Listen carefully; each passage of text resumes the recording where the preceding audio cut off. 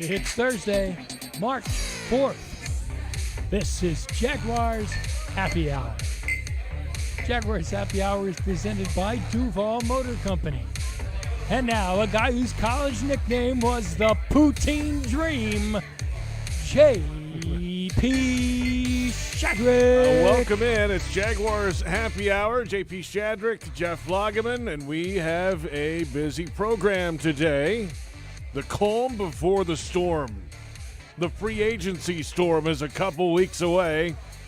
It's eerily quiet right now. We'll see what happens in the coming week with the franchise tag window closing next week. And then, of course, all heck could break loose once the teams start trimming players. Free agency right around the corner. We're 8 weeks away from the NFL draft starting in Cleveland, Ohio. So 2 months ahead of draft talk, and we'll go around the National Football League. Jeff Lageman with us from his home studio today, as he is every week. And here we are, Logs. You know, this is an eerily quiet time around the Jags. There's not a lot of news coming out of this place right now, but in 2 weeks' time, that should change.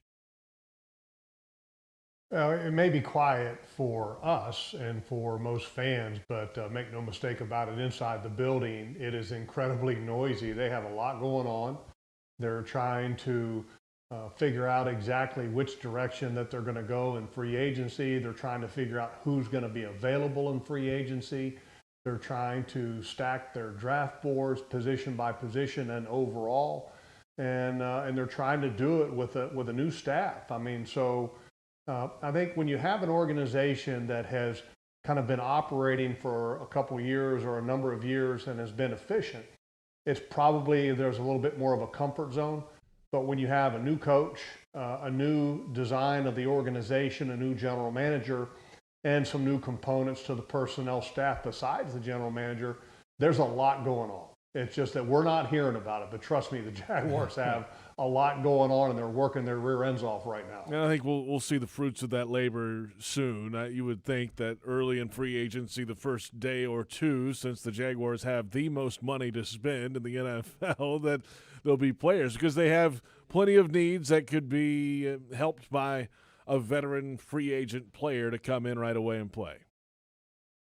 Well, and you know, JP, to be honest with you, you kind of wonder sometimes when Shad Khan made the decision to clean house, and then all of a sudden with the conversation that he had with the media about the change and how he felt it was needed, and he talked about how much he was involved in the decision making throughout all of last year, leading up to the point where we're at right now. You sit there and you go,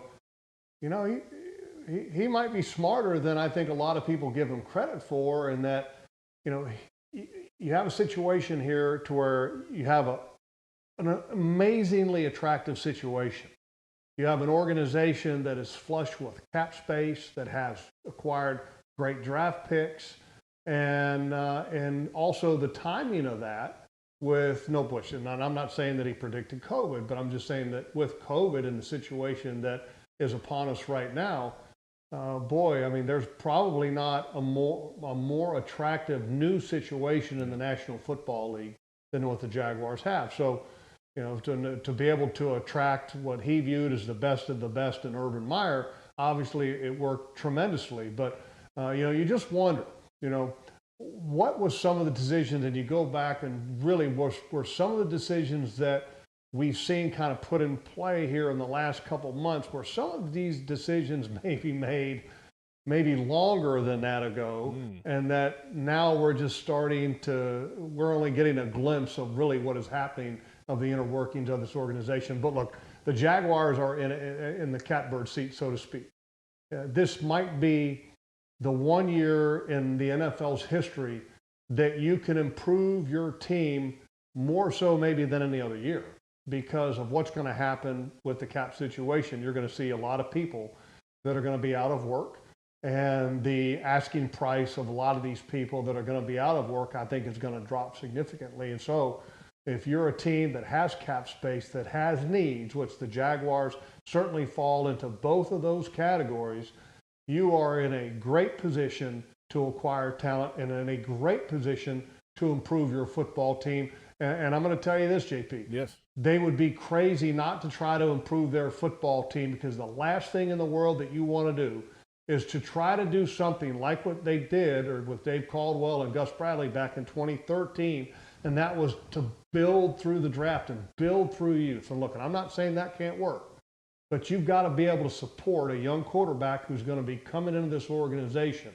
You got to support them, and you support them by putting good players around them.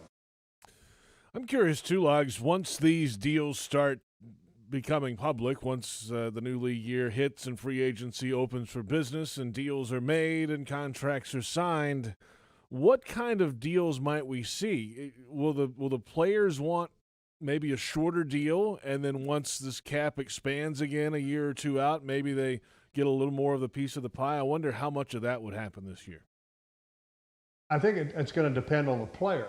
You know, if you're talking about a veteran player, you're trying to maximize it. You know, if you've got one contract left, you're like, look, I've got to get all I can get right now. I've got to get as much upfront money as possible, because this is my last go-round. I'm not going to go ahead and enter the dance again in free agency. Whereas if it's a young player, and there are some free agents, and the Seattle Seahawks have one in Griffin, the cornerback, who is essentially, I think, 24, 25 years old, and he's entering free agency.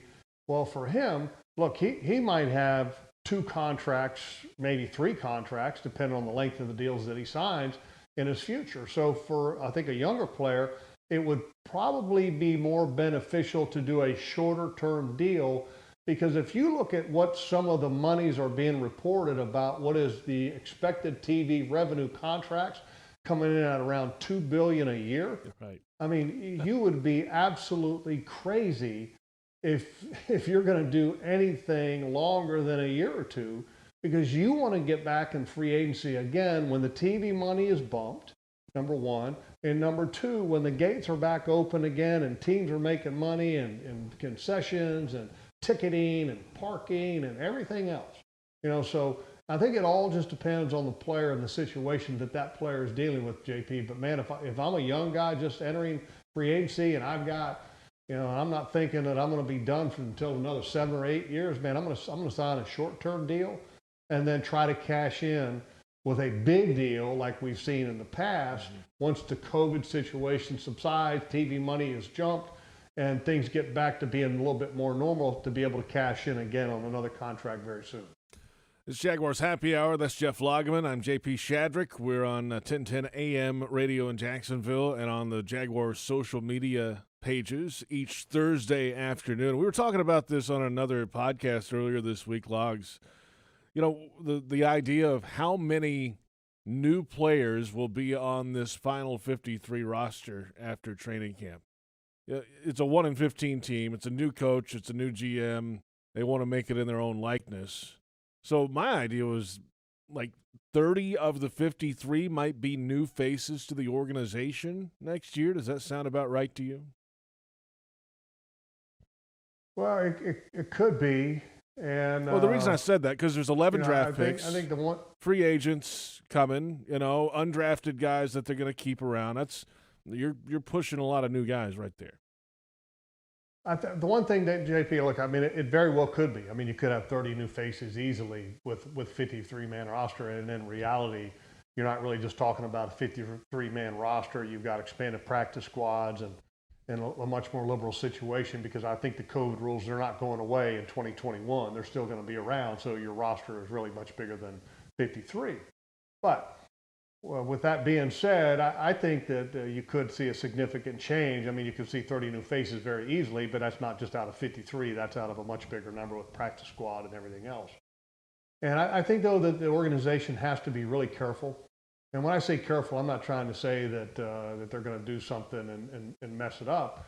But what I mean by, as far as the age structure, you know, your football team that you have right now, the way it is right now, is incredibly young. Yes. You've got 11 draft picks that are sitting right there for you to use. And I think at some stage of the game, you need to start thinking, how young do we really want our football team to be? And because, you're going to have a great opportunity to be able to acquire talent in free agency because of the number of people that are going to be looking for work because of cap situations with other teams. So you're going to be able to fill a lot of those spots with free agency. Do you want to add another 11 rookies to a football team that was already the youngest roster in the National Football League last year? Right. Or would it make more sense to take the 11 draft picks that you have, maybe package some of them together to move up for one pick? So in other words, trade 2 picks for one that may be higher in the draft, or trade 3 picks for one that may be higher. Or JP, the even better situation might be is to trade one of this year's draft picks for a higher pick in 2022 in a draft where you don't have quite as much equity. So build equity towards the future. And if you're the general manager, you've got to be sitting there thinking that would be a perfect situation, because we're going to be able to improve our football team in free agency. We're going to be able to do it reasonably from a financial standpoint. We have a ton of draft picks from last year, and it depends on how they like them or how they don't like those type of guys. Correct. And then with the draft picks that you have now, leverage them into higher picks or future picks to keep the age structure of your roster where you want it to be, which is a little bit more mature and not so young. So plenty to dissect, and that's exactly what they've been doing since they arrived in the office here, getting ready for the next few weeks. Free agency coming up 2 weeks away from yesterday, and then we're 8 weeks from the NFL draft. We're back in a moment. We'll hear a little bit from Reese Davis, ESPN. He joined us today. We'll hear the full interview on Monday on Jaguars.com. He has a long history covering college football and some thoughts on Urban Meyer and his shift to the National Football League, and a couple of tight end free agents. We'll go through those guys as well, and we'll go around the league a little later. We're off and running. It's Jaguars Happy Hour on the Jaguars Digital Network.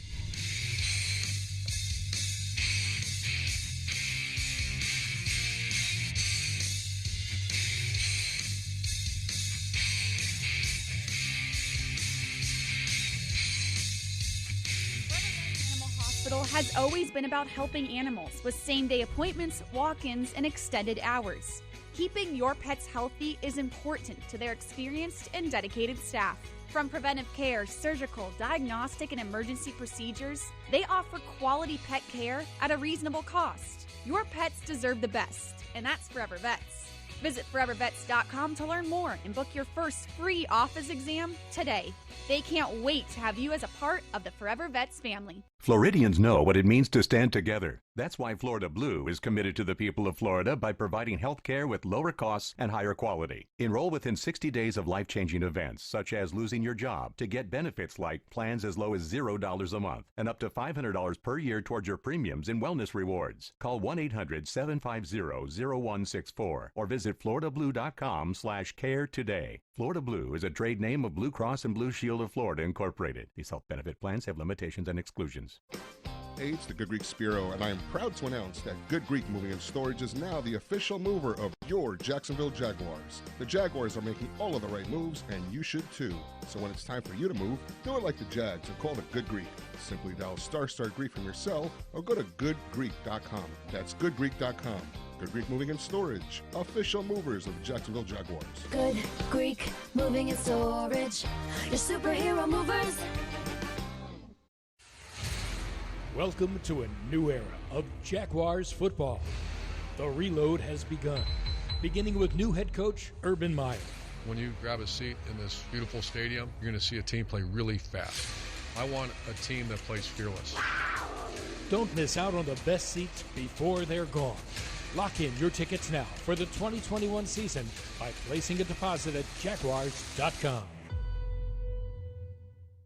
Proven IT implements a strategic game plan designed to streamline your business for maximum results. Make the winning choice with the official business systems partner of the Jacksonville Jaguars, Proven IT. Proven IT's technology experts use a customized approach to understand how to design, implement, and monitor solutions that optimize your business. Proven IT provides managed network services, document management solutions, office technology, voice and data solutions, and more. Visit ProvenIT.com to see how they can streamline your business. Proven IT, transforming workplace productivity.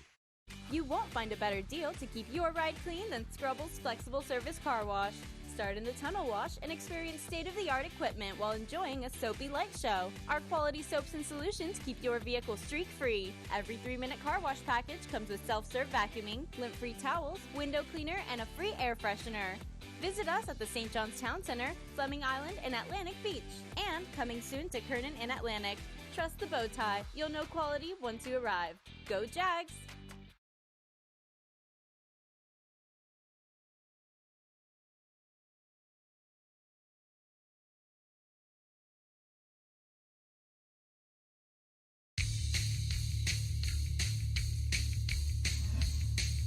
Jaguars Happy Hour is presented in part by TIAA Bank, created to serve, built to perform.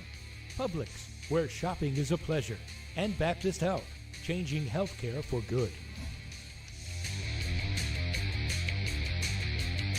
He elevated it. He elevated it from just being a good or the best Big Ten program to being one of the best programs in the country. And that's what he's done consistently at the college level. So I would agree with you in terms of his legacy. I mean, Saban stands apart from everybody, but I would say Urban, and because he's done it more than one place, he also won at Utah and he won at Bowling Green for that matter. He's won everywhere. But I would say that in terms of impact on the sport and changing the shape of the sport, Nick would be at the top. Urban would certainly be right there. But I'd also put Dabo Swinney in that category as well. That's Reese Davis, ESPN College Game Day host, joined us earlier today. The full conversation will come up Monday on Jaguars.com and Jag's social channels. So we appreciate Reese for his time, and we'll get a little more into the conversation of Urban's legacy as a college head coach. And the little conversation logs about a certain quarterback for a certain university in South Carolina, Trevor Lawrence. So plenty of conversation with Reese coming up. He's been at this for a long time. So look for that coming up early next week. Earlier this offseason, we had right after the hiring of Urban Meyer, Kirk Herbstreit. We're just going to go for the whole College Game Day crew logs. Why not? Get them all on here. Why not? I mean, JP, I mean, look, I think it's great. And here's the thing, everybody that you talk to, when you start talking about two people, which is Urban Meyer and Trevor Lawrence, they have nothing but great things to say about them as far as the quality of coach and the quality of player. Look, and many people may like or not like certain personalities of one or the other, but the reality is that if you're sitting there trying to evaluate Urban Meyer as a coach, there's no debate that he's one of the best football coaches that there is on the planet, and that Trevor Lawrence is one of the best quarterbacks that there is on the planet right now when it comes to college football. And obviously we got to wait and see how the transition goes to the National Football League level, but many people expect that to be a very difficult transition. So, look, there's a lot of things to be excited about and a lot of reason to be excited. And look, I'm right in that boat. You've got a coach who's a proven commodity. And this kind of reminds me going back to 1989 when Jimmy Johnson made the jump from the University of Miami to the Dallas Cowboys. And I was actually able to see some of that firsthand with Jimmy, because it was pretty cool, JP. When I was a senior and getting ready for the draft, I participated in a couple All-Star games, one of them being the Blue-Gray, which, JP, you know all about. It's at the Crampton Bowl in Montgomery. Yeah, absolutely it was. Yeah, it wasn't exactly, posh or anything of that nature. I can say that. Okay. But it was good football, and it was competitive, and there wasn't a whole lot going on, and it was a Christmas Day thing, so it wasn't exactly where you wanted to be, but nonetheless, it's a competition, and when we play ball, let's go. And so it was a great experience for me. But the East-West Shrine game was something that was really nice. They took great care of us. It was about 10 steps up from the Blue-Gray game. Sure. It was in Palo Alto, California, and it was almost dangerous because they gave us, they had vehicles that were for the use of the players that came there. So we had about 4 or 5 of us guys that were players, and we had a van. And we ended up going out quite a bit. And one of the coaches on our staff was Jimmy Johnson. And at this time, Jimmy wasn't named as the head coach of the Dallas Cowboys yet. He was still just one of the coaches on the staff of the East squad of the East-West Shrine game, and Mike Gottfried was our head coach. And so got a chance to hang out with Jimmy quite a bit, and he was relaxed, and nobody knew that he was going to be taking the Dallas Cowboys job at that time, and maybe he knew, but no, we didn't know. And so it was cool to spend some time around him, and I've gotten to know Jimmy through the years, and he's an outstanding coach. Know a couple guys in Daryl Johnson and Mark Stepnoski that played for him for a very long time and had nothing but glowing things to say about him as far as him being a coach and getting a team to win. And so, I mean, some of those same things, I think, are the reason that people are excited about Urban Meyer in Jacksonville. You know, you've got a great situation. You're flush with draft picks. The Jimmy Johnson situation created it with the Herschel Walker trade. Sure. So you're not going to have a trade to get all the draft picks because you've already got them. But the excitement for the coach, and then also the expectations and the excitement for a quarterback coming in. You know, Troy Aikman coming into the Dallas Cowboys. And here you got Trevor Lawrence coming into the Jacksonville Jaguars. They're expected to be coming in. You know, there's so many different parallels. It's going to be exciting to kind of watch the growth of the entire thing, and eventually down the road to maybe hopefully draw comparisons of the two. It will be. You know, I was talking to Reese Davis earlier today, and we were going through some of the things we were going through some of the coaches that have gone from college to the NFL. And there's been some positives. You mentioned Jimmy Johnson. Switzer came in. It was kind of already set up and ready, but he still had to go win the Super Bowl, and he did that. Pete Carroll, your guy, obviously has success. But then you can go the other way, right? Spurrier didn't last long. Didn't work out well. Saban, they won some games, but just not enough. They didn't have the right quarterback down there in Miami when he was there. The Alabama thing might not have ever happened if Drew Brees shows up in Miami. So, it's kind of a feeling right now. There was an initial buzz nationally over the Urban Meyer hiring, but then I don't feel that national buzz about Urban right now. I mean, maybe there's so much other stuff going on in the league right now. Free agency's coming up, but I think maybe once they get back on the field again, maybe it'll hop back. And the first week, if they're winning football games, I think that'll really shine again. Yeah, I don't think the buzz has subsided at all, JP. It's just that the conversation about the National Football League has almost taken a little bit of a break on most people's minds. Yeah. And when the topic comes back to the National Football League, trust me, Urban Meyer and the Jacksonville Jaguars are going to be right back at the top of that conversation. And and it's interesting. You brought up some guys that some have made great successful transitions from college to pros, some that haven't made successful transitions from the college to pros. And you brought up Pete Carroll. And Pete Carroll, look, the reality is that Pete Carroll started at the University of Pacific, and then he was a defensive coordinator when I was with the Jets back in the early days. Eventually was the head coach and was not successful with the Jets. And then eventually he leaves there, and then he goes to the Patriots, and he wasn't successful there. He goes to USC, and he was incredibly successful there. And obviously you have the ability to recruit, and so it's not a level playing field in college football. Well, then he goes to Seattle, and he's kind of average. And then all of a sudden he gets a quarterback in Russell Wilson, and then he wins the Super Bowl.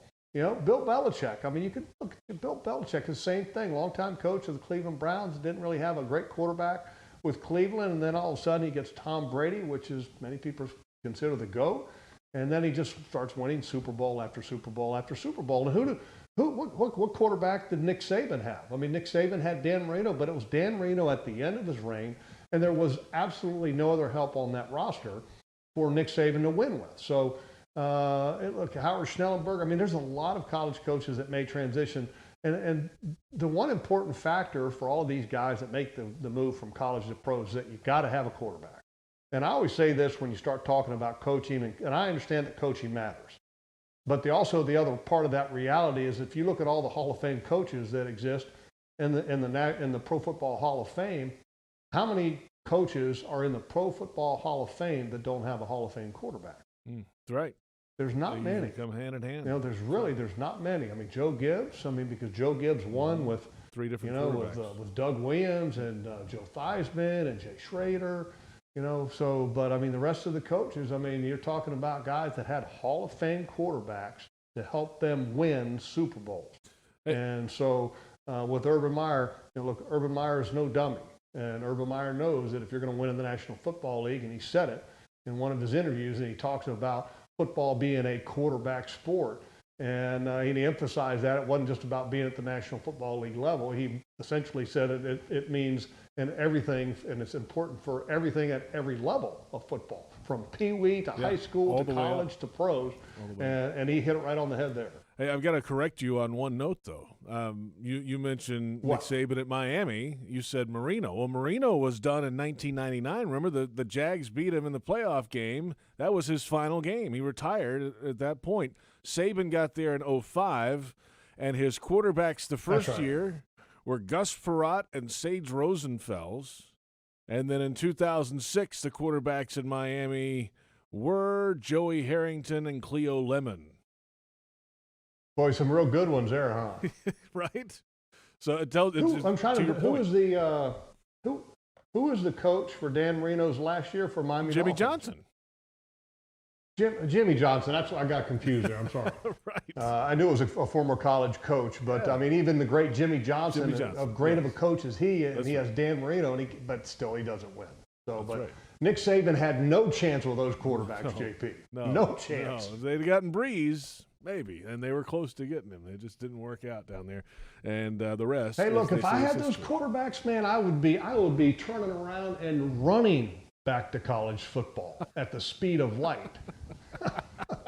Let me get out of here quick. Because you know what? When I get back to college football, JP, okay, I'm going to go recruit the best quarterback in the country. Okay, it doesn't work that way in the National Football League. You know, you keep swinging and you keep trying to get your guy. Okay, but you're not guaranteed of getting that guy. In college football, guess what? If you're Nick Saban and you walk into this young man's house over here and you say, hey, man, I'm Nick Saban, and I'm going to win at the University of Alabama, that young man who might be the best quarterback in the country, guess what? You ain't got to hope you can get him in the draft. All you got to do is convince him, come on over here, young man. You're going to win with me. And that's the difference between the pro game and the college game. Plenty ahead. We'll come back in a moment. Free agency around the corner. We'll touch on a couple of pending free agents that play the tight end position, and one that Logs absolutely loves and has loved for years in this division. Could he be available? We'll find out a little later. Some Trevor Lawrence rehab talk, and quarterback rankings are starting to shuffle now in the pre-draft talk. We'll get your thoughts on Chris Sims' list. Oh, that's ahead. It's Jaguars Happy Hour on the Jaguars Digital Network.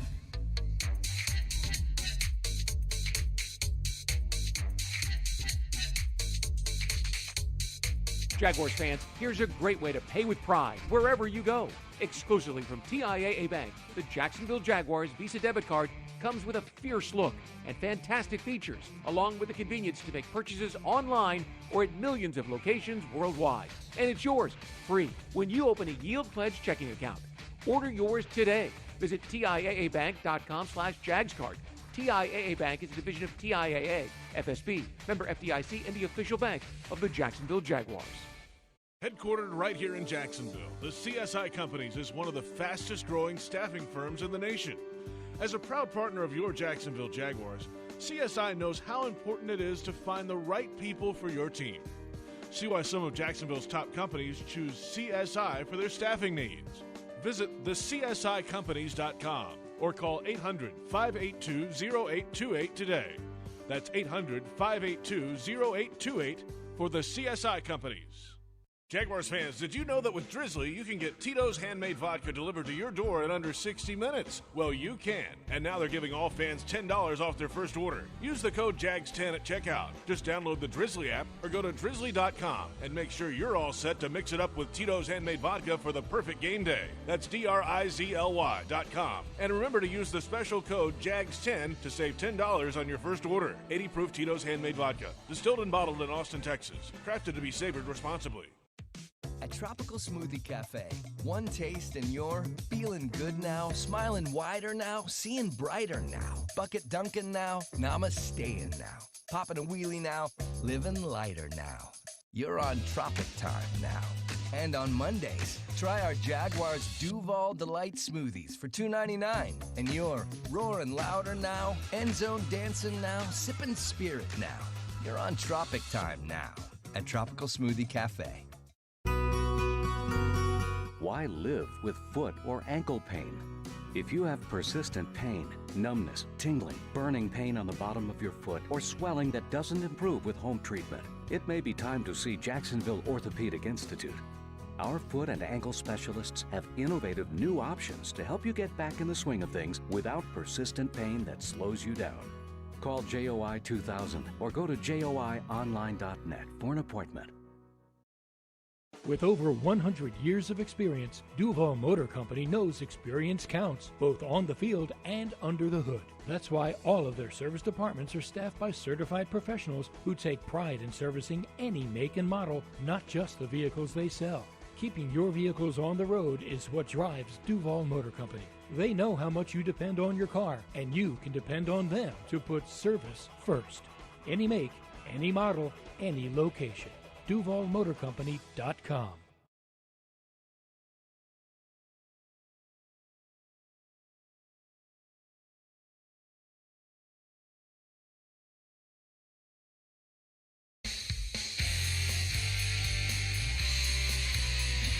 Jaguars Happy Hour is presented in part by Dreamfinders Homes. Homes that fit your lifestyle. Next Grill. Everyone's invited. And Adecco. Visit ADECOUSA.com. Welcome back, Jaguars Happy Hour, presented by the Duval Motor Company, and welcome to a new era of Jaguars football. The reload has begun with new head coach Urban Meyer. Don't miss out on the best seats before they're gone. Lock in your tickets now for the 2021 season and place a deposit at Jaguars.com. Welcome back. JP Shadrick, Jeff Lageman. Glad you're along with us today. And by the way, check out the official Jaguars Podcast Network. It's available on Apple iTunes, Spotify, or wherever fine podcasts are downloaded. Logs, I know you're subscribed to that, so thank you for that. We appreciate that. All the 5 stars, all the comments, everything. So this show is also always archived as a podcast. We have the Huddle Up podcast on Wednesdays now with Bucky Brooks, John Ozier, and yours truly. And then on Mondays, Jaguars Reporters. So Sexton, Ashlyn Sullivan, Ozier, and I are on that one. You're on this one, Logs. We've got Tuesday morning drive time, which is pod. And then Friday, we have the Jags Broadcast Weekend Review presented by TIAA Bank. So there's a lot going on the podcast world now for the Jags. And even when it's kind of quiet, like we still have all these shows going on, which is a good thing. And it'll only grow once we get closer to the NFL draft in the next 2 months. There'll be a lot more content to put out there, Logs. Well, JP, I can honestly say that I'm a big fan of you, and so like anything that you do, I'm a subscriber, I'm a fan, and so I'm a big JP Shadrick fan. Wow, how about that? I appreciate that. That's not what I was going for there, but okay, I'll take it. Thank you. I'm just trying to tell the truth. I mean, look, here's the thing, with the phones that we have nowadays, look, you got no excuse to not be up to date on everything that the Jaguars are doing through JP Shadrick, man. Well, it's not me. No, it's the whole team effort. It's a happening place to be. Team effort, and we have plenty of different shows on this on this website and on the podcast network. You can check it out. Hey, let's shift gears quickly here. Tight ends in free agency. We've touched on that position group over and over and over again, and how it's been such an issue around here to not have anybody really stick. I mean, they've gone through the Julius Thomas, the Austin Safarian-Jenkins of the world, Tyler Eifert most recently, and none of them really quite have worked out as anticipated at tight end. They've tried to draft, and that hasn't worked out. Josh Oliver's been banged up.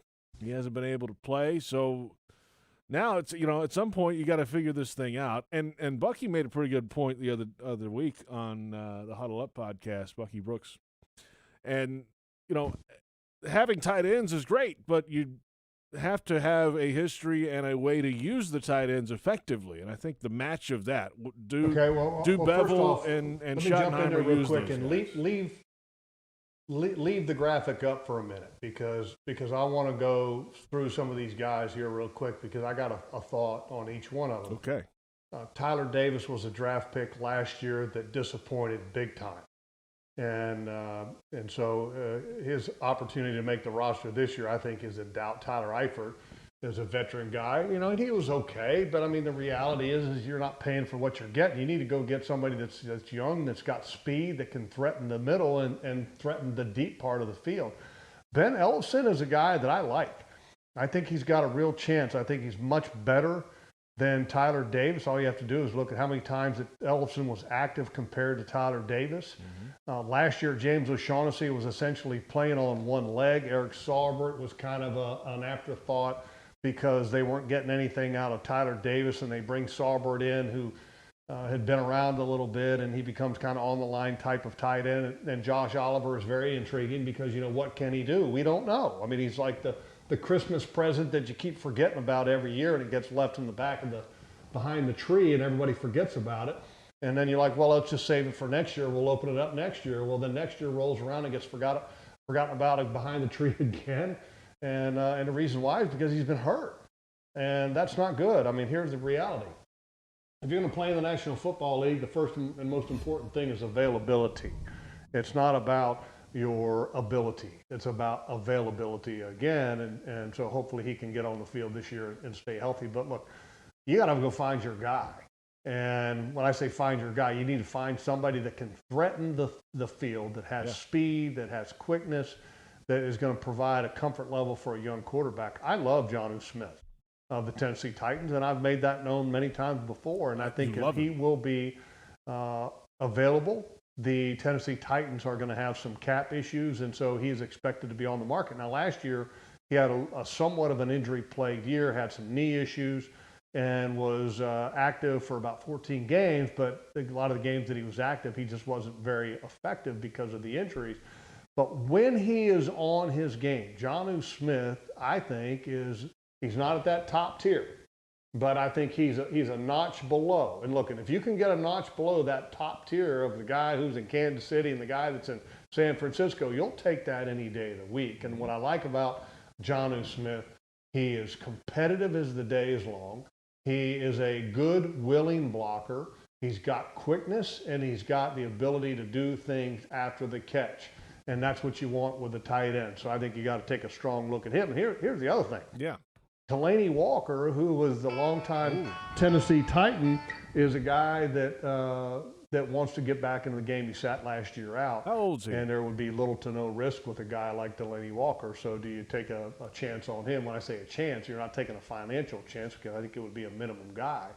But do you take a little flyer on him and see if he's got anything left in the tank? Because the last time we saw Delanie Walker before he got hurt, JP, he was pretty good. Yeah, he's torched this organization before. He is 36 years old, Logs, but veteran minimum, maybe. Why not, right? Well, I mean, look. I mean, there's. Look at Gronk, man. I mean, Gronk goes and retires and comes back, and he ends up doing some great things this past year for Tampa Bay. The tight end that played for the Dallas Cowboys, you know, what was his name, JP? Witten. I mean, he played forever for the Dallas Cowboys, and he slows molasses. He goes and he goes to the Monday night booth, and he becomes not very good in the broadcast booth. He goes back into football, and he's still playing good ball. I mean, so look, I mean, 36. I mean, if anybody can do it, it's a Delanie Walker, because, like I said, the last time that I saw Delanie Walker play football, he was still pretty good and still a Pro Bowl type level player, but he had an injury. So where is he at with that injury? I'd like to find out. Hunter Henry could come free as well. Chargers tight end who, let's see, last season, 14 games, 60 catches, 613 yards. He's been over 600 yards the last 2 years, 4 touchdowns last season. He's a guy that's put up numbers. Yeah, look, I mean, he's a guy that could do some good things. I mean, for me though, Jonnu Smith, I think he's got more juice. You know what I mean? I mean, that juice to where when you're talking about when a defensive coordinator sits there and goes, what are we going to do on the tight end?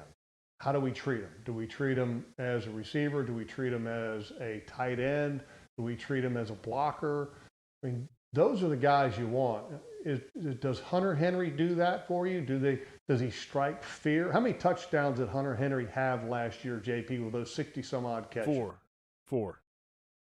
Okay. Jonnu Smith had 8, and he only had like 40 catches last year in limited action with injury. For me, I'm taking Jonnu Smith ahead of Hunter Henry, even though he got some injury issues. If he's all clear on all that, I'm taking Jonnu Smith. All right, there you have it. We're pretty clear on what Logs wants to do at tight end, and it's Jonnu Smith. We'll see if he's free first, and if the Jaguars make a move to go try to get him in the first week or so of free agency. Let's come back in a moment. Trevor Lawrence's rehab is underway. We'll get to Chris Sims' quarterback rankings that have turned on Twitter this week. It's become a little bit hostile at times because a certain Trevor Lawrence is not number one on his list. We'll go around the league as well. And it's Jaguars Happy Hour on the Jaguars Digital Network.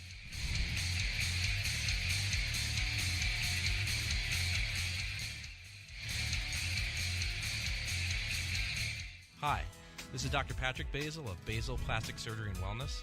I'm a proud veteran of the U.S. Navy, and during my active duty time, I had the amazing privilege to serve our country and those who were wounded in combat. Helping my patients return to a normal life, I was able to provide an unparalleled level of care, which I've carried over to my own private practice today. As the official plastic surgeon of the Jaguars, I would like to wish the Jags best of luck and invite you to visit us at patrickbasilmd.com. Superior Fence and Rail knows about commercial fence services, from automatic gates to security fence and railing. Superior Fence and Rail's professional team delivers with great communication, trained installers, and quality products. Trust your next commercial project with a top-rated fence company in Jacksonville. Get off the fence and call Superior Fence and Rail for your commercial project today. SuperiorFenceandRail.com. The best thing about working at Fair & Farah is all of the employees. We all work together. It's extremely enjoyable to come to work every day. There's a common cause or goal. No matter what your job is, we're all there for the client. We are dedicated to our clients 100%. We do everything it takes to maximize the value of their claims. Fair & Farah is really the Farah family. When they choose us, they choose a family to fight for them and to protect them and to make sure that they're in a good place and that they have somebody on their side. Farah & Farah, here for you, here for good. Jacksonville. The wait for the holidays is over, America. It's time to make some joy. And we're here to help with the Ford Built for the Holidays sales event. We're offering the best deals of the season across the Ford lineup, so you can road trip with the whole family comfortably in a Ford Expedition. Bring home a tree that's bigger than you ever have with a built Ford Tough F-150. And find new ways to make the holidays bright this year when you visit your local Ford dealer. The joy is up to you, America, so let's get to it. Ford, Built for the Holidays. Committed to the team. Committed to the mission. At Navy Mutual, we're committed to providing high-quality life insurance to members of the military and their families. So our policies have no fine print and no military service restrictions. We don't work on commission. We're nonprofit, so we pass the savings along to our members. Because at Navy Mutual, our highest commitment is to you. Visit NavyMutual.org. Navy Mutual, insuring those who serve. Kessler Creative, proud partner of the Jacksonville Jaguars, has the large format printing services running in high gear, creating large banners for marketing events, full vehicle wraps. Learn how Kessler changes the game with print and direct mail innovation. From eye-catching restaurant menus to real estate yard signs and event displays, Kessler does it all. Kessler Creative, Jacksonville, Florida. Results-driven marketing and a proud partner of the Jacksonville Jaguars.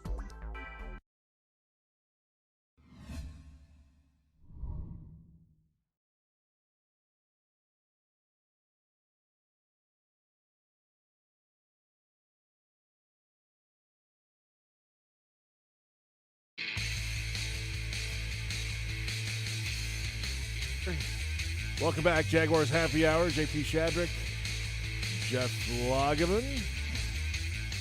Glad you're along with us today. And we were mentioning the podcast earlier, Logs. I left off, and I will hear about it.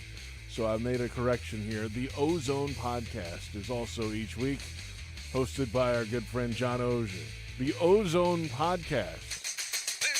Who's that guy? He's the senior writer for Jaguars.com. You might have heard of him. So I haven't met him. You will at some point soon.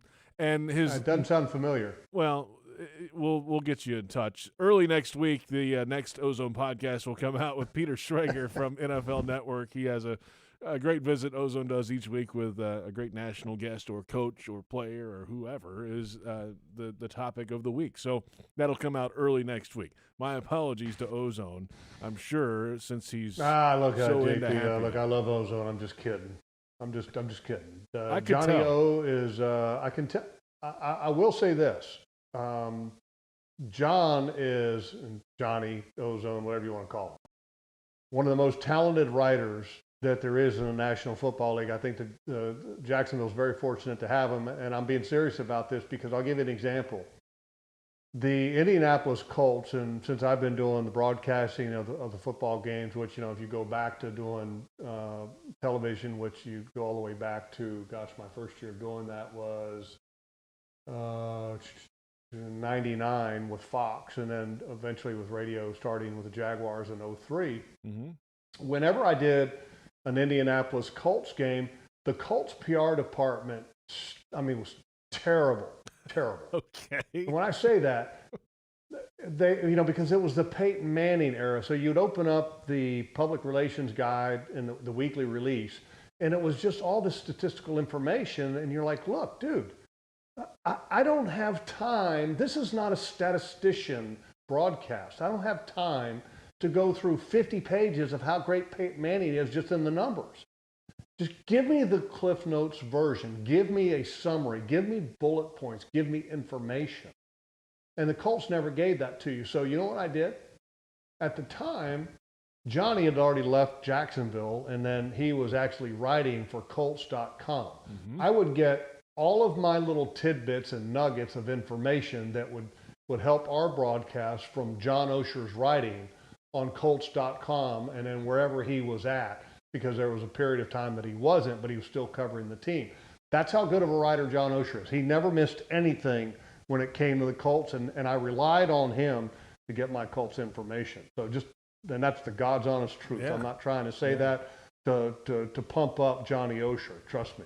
Well, I'll say this. You mentioned it was the Peyton Manning era, but it was the reason why there was no information coming out officially through the Colts PR department was because it was the Bill Polian era as well. And that was No. Look. You had Marvin Harrison, Reggie Wayne, Peyton Manning, the two pass rushers, Freeney and Mathis. You had Hall of Fame type guys, okay? And so when you have Hall of Fame type guys, you don't have to sit there and list every single catch they've ever had in their career. Give them 5 key things to talk about in a broadcast about each guy. They may not use all 5, but the real key to a public relations department is focusing in the narrative on certain guys. Give them the important, give them the nuggets, give them the nugget that they're going to use and make it easy for them in a broadcast. And the Colts PR staff, for whatever reason during that time period, they didn't get it. And Dan Edwards' son is now working for the Colts PR department, so I think things are going to change. I think so, too. Let's move along here to the quarterback prospect list. This is the time of year. Trevor Lawrence has been, for 3 years, heralded as at some point the number 1 overall pick and the best quarterback in college football and all these things. But as expected, #as expected, it's about this time before the draft. 2 months out, people start putting these lists out, looking at more tape. Oh, we found this guy. And now these lists start to change a little bit. Chris Sims, former NFL quarterback, now with Pro Football Talk, put his newest quarterback ranking list out, and Trevor Lawrence was not number 1. Zach Wilson has moved to the top of his quarterback list, and he went through a long reasoning why earlier this week on Pro Football Talk.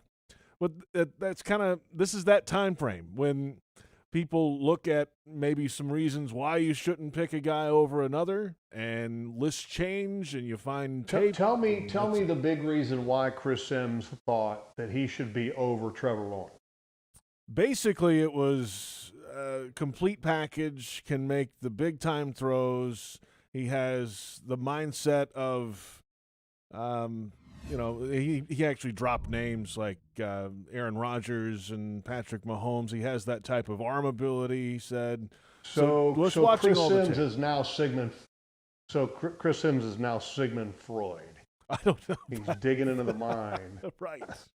of the quarterback. It's funny, though. The reaction to these is what cracks me up. It's like people freak out over this. It's not. All I'll say is that the Jets are going to get a really good quarterback. And maybe. It kind of just makes me laugh, though, because the former senior editor of Jaguars.com, Vic Keshman, used to kind of laugh. And because he would talk to scouts or he would talk to the talent evaluators and they would give Vic, their opinion on a certain guy, and they'd tell Vic and they'd look at him and go, the look in his eye. You just tell by the look in his eye that this guy can play. It's like, wait a minute, are you some kind of secret abilities of be able to look into a guy's soul and the crystal ball of his future and to see what he's going to be. But look, Chris Sims is entitled to his opinion, and there's a lot of really good quarterbacks. But when you look at the traits that he talked about that put the young man ahead of Trevor Lawrence, the reality is that Trevor Lawrence does all those things, but then Trevor Lawrence has also done it on the national stage. And he's also done it everywhere and at every level he's ever been. And, oh, by the way, he has better physical attributes to play the position at the National Football League level. He's got better sight lines because he's got more height. He's got the size. He's got the athleticism. He's got everything that you want. So I'm not trying to completely, to say that Chris Sims is full of it, but I think Chris Sims needs to maybe go back and reanalyze the tape a little bit, because I've watched the tape and there's no way. Pete Prisco always says everyone's entitled to their own wrong opinion. Let's go around the National Football League and start off with the schedule release. And Ben Fisher of Sports Business Journal said the NFL says that it's currently targeting the second week of May for the schedule release. Now, historically, Logs, the release has come before the draft most years.